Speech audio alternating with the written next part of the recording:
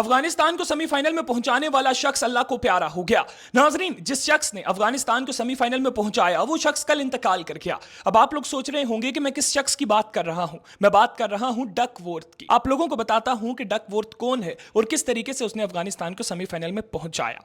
नाजरीन, ये बात तो आप सभी जानते हैं कि अफगानिस्तान की जानिब से 20 ओवरों में 115 रन बनाए गए थे, जिसका मतलब यह है कि बांग्लादेश को टारगेट मिलना था 116 का। लेकिन नाजरीन, बारिश हुई, बारिश की वजह से 20 ओवरों को 19 ओवर कर दिया गया और बांग्लादेश को फिर टारगेट मिला 114 का। बांग्लादेश ने 114 रन बनाने थे 19 ओवरों में, 2 रन को कम कर दिया गया, मतलब कि 116 का टारगेट था उसको 114 कर दिया गया और ओवर 20 थे, 20 ओवरों को 19 ओवर कर दिया गया। नाजरीन, ये सब कुछ किया गया डीएलएस मेथड के मुताबिक। अब जिस शख्स ने ये डीएलएस मेथड बनाया था नाजरीन, वो शख्स इंतकाल कर गया है। आप ये जो सुनते हैं ना डीएलएस, ये नाम भी उसी शख्स के नाम पर रखा गया है। नाजरीन, ये जो डीएलएस है, इसमें जो डी लफ्ज है इसका मतलब है डकवर्थ, वो शख्स जिस शख्स ने डीएलएस मेथड बनाया।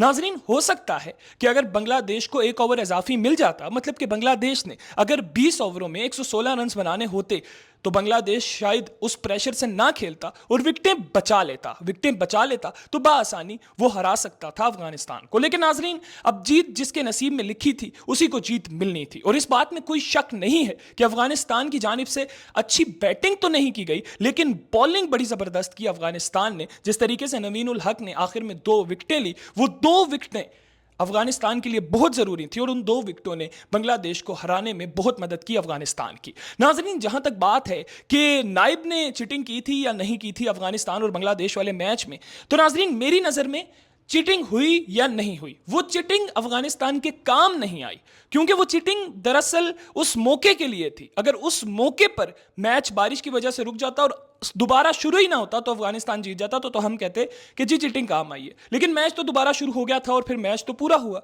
तो नाजरीन, आप ये नहीं बोल सकते कि अफगानिस्तान चीटिंग से जीता है, अफगानिस्तान अपनी मेहनत से जीता है। आप लोग इसके ऊपर क्या राय रखते हैं जरूर कमेंट सेक्शन में बताइएगा। इसके साथ ही मुझे दीजिए इजाजत। अल्लाह हाफिज।